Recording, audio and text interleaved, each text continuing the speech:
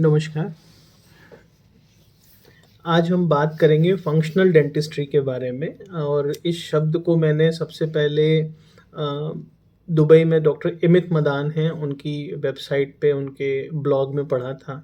और functional dentistry को जब मैंने और अच्छे से समझा, लिटरल मीनिंग समझा इसके बारे में और नेट पे सर्च किया, आर्टिकल रिसर्च समझा, तो मुझे बहुत अच्छे से कनेक्ट हुआ और कहीं न कहीं ये प्रैक्टिस में मेरे पहले भी था कि जितनी चीज़ें मोर फंक्शनल होंगी, नेचुरल होंगी, फिज़ियोलॉजिकल होंगी, उतना ही हमारे ओरोफेशियल रीजन के लिए, बच्चों के लिए, उनके दाँत के डेवलपमेंट, उनकी जॉ के डेवलपमेंट या और 5 सेंसेस के डेवलपमेंट में वो काम आएँगी।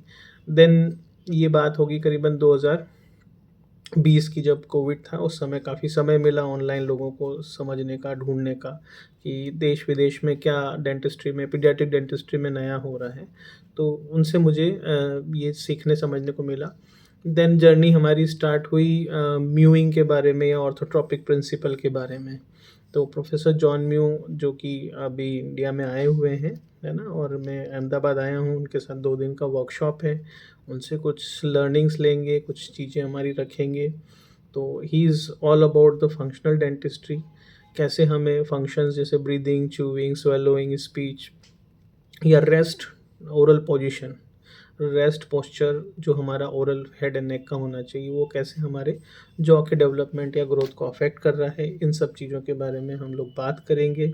ये बहुत ही डिफरेंट टॉपिक ज़रूर है, कई बार हमें कन्वेंशनल डेंटिस्ट्री से दूर ले जाता है, लेकिन जब हम इन चीज़ों को होलिस्टिक देखते हैं, एक्चुअली हम अपने-अपने सुपर स्पेशलिटी पे इतना फ़ोकस कर बैठे हैं कि हमें उसके अलावा दूसरी बॉडी का ऑर्गन दिखता ही नहीं। हम हमेशा ये देखते हैं कि दाँत आया, उस पे कैविटी है, उसको मैनेज करना, उस पे क्राउन लगाना, उस पे स्पेस मेंटेन करना है और जो भी चीज़ें हमने सीखी समझी हैं। लेकिन हम ये भूल जाते हैं कि वो ट्रीटमेंट जिस ऑर्गन पे, जिस पार्ट पे किया जा रहा है, अल्टीमेटली वो एक हमारे पूरे शरीर का पार्ट है। और पूरे शरीर के साथ-साथ हमारी सोच है, हमारी साइकोलॉजी है, हमारे एंग्ज़ायटी है, फ़ियर है, प्रोग्नोसिस है, ये भी हमारे अलग-अलग नहीं हो सकते अगर हम पूरी एक शरीर को एक जैसा ले लें। तो ये चीज़ें ऐसे समझना कि सुपर स्पेशलिटी वर्क में हम इस तरह से करेंगे, तो मुझे लगता है कि हमें दूसरी चीज़ों के बारे में भी समझ होनी चाहिए ताकि हम उन चीज़ों को समझ पाएँ। जैसे एग्ज़ाम्पल, हमें डिलेटेरियस ओरल हैबिट्स पढ़ाई जाती थी। लिटरेचर में जब हम लोग बुक्स में पढ़ते थे, तो उसमें थंब सकिंग है, उसमें टंग थ्रस्टिंग है, उसमें नेल बाइटिंग है या माउथ ब्रीथिंग है। ये बहुत बहुत बेसिक लेवल पे पढ़ाया जाता था, लेकिन उसके अंदर उस उन चीज़ों से हमारा सिस्टम, हमारी बॉडी कैसे अफ़ेक्ट हो रही है, ये बुक्स के अंदर नहीं था उस समय तक। ना ही रिसर्चेज़ इतनी अच्छी थी, ना ही कोई उसको बोलने वाला था किसी प्लेटफ़ॉर्म से। तो ये सारी चीज़ें एफ़र्ट्स माँगती है, ये कई बार अपने जो थॉट्स रहते हैं उसको क्लैश करती हैं। जो एक वेल एस्टेब्लिश्ड ट्रीटमेंट प्रोटोकॉल्स बने हैं, उसको अगर हम चैलेंज करते हैं या उसमें कुछ बदलाव करने की कोशिश करते हैं या उसमें एक्सपेक्ट करते हैं कि बदलाव होना चाहिए, तो ये करना बहुत डिफ़िकल्टी फ़ेस करने वाला होती है चीज़ें। और ये हमने प्रोफ़ेसर जॉन म्यू की जर्नी से समझा, सीखा है। लेकिन कहीं न कहीं ये चीज़ें कनेक्टेड थी, तो आज लकीली उनसे फ़िज़िकली मिलने का मौका है हमारे पास। हम शाम को मिलेंगे और 2 दिन अपनी चर्चाएँ करेंगे। काफ़ी कुछ आइडियाज़ मेरे साथ भी हैं जो हम प्रैक्टिस कर रहे हैं और बहुत सारे टॉपिक्स हैं, वो च्यूइंग का हो गया, लाइफ़स्टाइल का हो गया, लैंग्वेज का हो गया। तो इन सब चीज़ों के ऊपर हम चर्चा करके कुछ न कुछ ऐसे प्रोटोकॉल्स डेवलप करने की कोशिश करेंगे, जिसमें कि आगे जाके बच्चों को वो लाइफ़स्टाइल का पार्ट बने, ठीक है? उन सब चीज़ों को अगर हम डेली रूटीन में लाइफ में लेके आएँगे, तो वो सारी चीज़ें हमारे लिए बेनिफिशियरी होंगी, फिर हमें हर चीज़ के लिए इधर-उधर भागना नहीं पड़ेगा। से फॉर एग्ज़ाम्पल, अगर हमें डायबिटीज़ हो गई है, तो हम उसके लिए डायबिटोलॉजिस्ट के पास जाते हैं। लेकिन एक डायबिटोलॉजिस्ट को ये भी तो कनेक्टेड रहना चाहिए कि डायबिटीज़ वालों को कार्डियक प्रॉब्लम्स भी जल्दी होंगी, आई प्रॉब्लम्स भी जल्दी होंगी, रीनल प्रॉब्लम्स भी जल्दी होंगी। तो वैसे ही जब एक बच्चा माउथ ब्रीथ करता है, तो माउथ ब्रीथिंग के भी कई एस्पेक्ट्स हैं, है ना?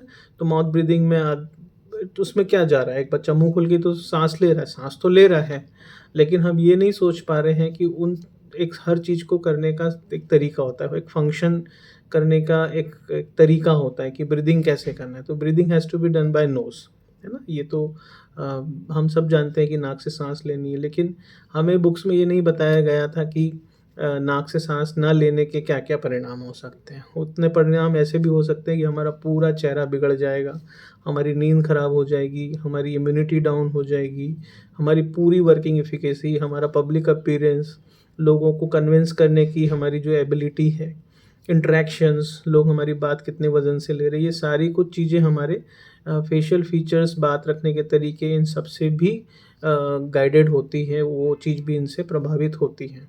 तो उन चीज़ों के बारे में सिर्फ़ हमें सिंपल से फॉर एग्ज़ाम्पल ओरल स्क्रीन के बारे में पढ़ाया जाता था। तो ओरल स्क्रीन से हम मसल टोन कर सकते हैं, लेकिन उसके आगे के प्रोटोकॉल्स नहीं थे। बच्चा माउथ ब्रीथिंग क्यों कर रहा है, इसके बारे में डायग्नोसिस प्रॉपर होना चाहिए ना। ट्रीटमेंट के ऊपर हम फ़ोकस कर रहे थे कि माउथ ब्रीथिंग कर रहा है तो हम उसको ओरल स्क्रीन दे देंगे और उसके लिप के एक्सरसाइज़ेस करा देंगे। लेकिन उसकी नेज़ल ब्रीथिंग के बारे में कैसे बात करेंगे? उसके नेज़ल ऑब्स्ट्रक्शन के बारे में क्या बात करेंगे? उसके टॉन्सिल्स या अपर एयरवे रेजिस्टेंस सिंड्रोम के बारे में क्या बात करेंगे? उसकी टंग की रेंज ऑफ मोशंस के बारे में क्या बात करेंगे? उसकी क्या इम्पोर्टेंस है, क्या सिग्निफिकेंस है? उसके टीएमजे के बारे में क्या बात करेंगे? उसकी अ, ऑरिकल आईबॉल्स के बारे में क्या बात करेंगे? उसके इंटरनल ईयर्स के बारे में क्या बात करेंगे? उसके टेम्पोरल बोन के बारे में क्या बात करेंगे? तो ये सारी चीज़ें कनेक्टेड हैं, हर एक चीज़, हर फंक्शंस कनेक्टेड है, ऑल सेंसेस आर कनेक्टेड। तो ये चीज़ें कभी भी उस समय में बुक्स में नहीं थी, ना ही क्लासिकल बुक्स में इतने डिटेल से समझाई गई हैं।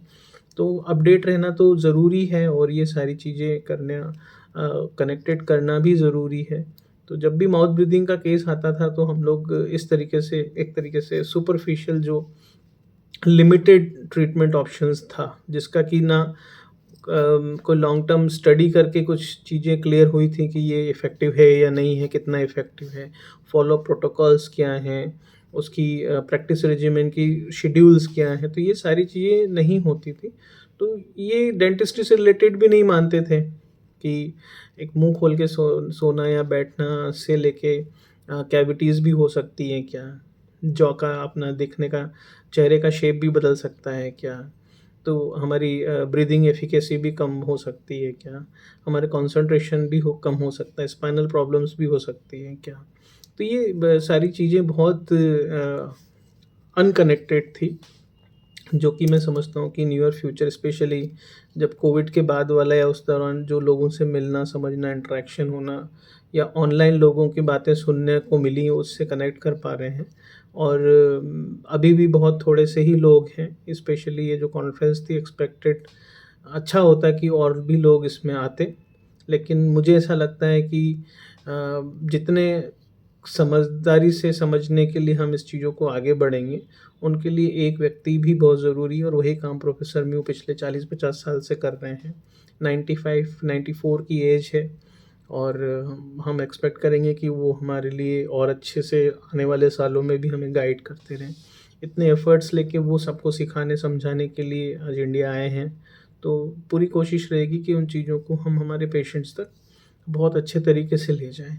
कई बार पेरेंट्स की तरफ से भी चैलेंजेस आते हैं कि जो कन्वेंशनल ट्रीटमेंट ऑप्शन जो लोगों की ज़ुबान पे या सोसाइटी में लोगों की चर्चा के बीच में रहता है, तो उस पे अगर कोई नई चीज़ समझाई जाए, स्पेशली कंज़र्वेटिव चीज़ें लोगों को कम समझ में आती हैं। उन्हें हर चीज़ अब कॉम्प्लिकेटेड चाहिए। जब तक डॉक्टर सर्जरी के लिए ना बोले, जब तक डॉक्टर 4 दाँत निकालने के लिए ना बोले, जब तक डॉक्टर 3-4 साल के लिए ट्रीटमेंट ऑप्शंस ना बोले, जब तक उसमें खर्चा अच्छा लंबा ना हो, तब तक वो डॉक्टर को डॉक्टर नहीं समझते। तो ये भी समझने वाली बात होगी कि आपको एक्चुअली चाहिए क्या? आपको कंज़र्वेटिव ट्रीटमेंट चाहिए, आपको more sort of natural treatment चाहिए, तो आपको रुकना पड़ेगा, विचार करना पड़ेगा, धर्रे पे जो चल रही हैं चीज़ें, उनको समझ के आगे बढ़ना पड़ेगा कि आपको चूज़ करना पड़ेगा कि आपके डॉक्टर्स क्या हैं। तो कई बार पेशेंट्स इतना कॉन्फिडेंस लेवल नहीं दिखाते हैं, तो वो चीज़ भी चैलेंजेस हैं। लेकिन अ, आज अगर मैं इंदौर से अहमदाबाद आया हूँ और प्रोफ़ेसर जॉन म्यू लंदन से इंडिया अहमदाबाद आए हैं और ये 2 दिन का वर्कशॉप हमको डिस्कशन का मौका देगा, तो देयर इज़ सम होप या हम इसको और अच्छे से आगे तक ले जाएँगे पेशेंट्स तक। तो पेरेंट्स को भी यहाँ से मैसेज यही दूँगा कि जो अ, छोटी-छोटी चीज़ें हैं, अगर उन पे हम फ़ोकस कर लेंगे, तो बड़ी चीज़ों के लिए आपको भागना नहीं पड़ेगा। ठीक है? तो इस तरह के अपडेट्स मैं करता रहूँगा। तो आप कनेक्टेड रहिए और अपडेट्स मैं भेजता रहूँगा। नमस्कार।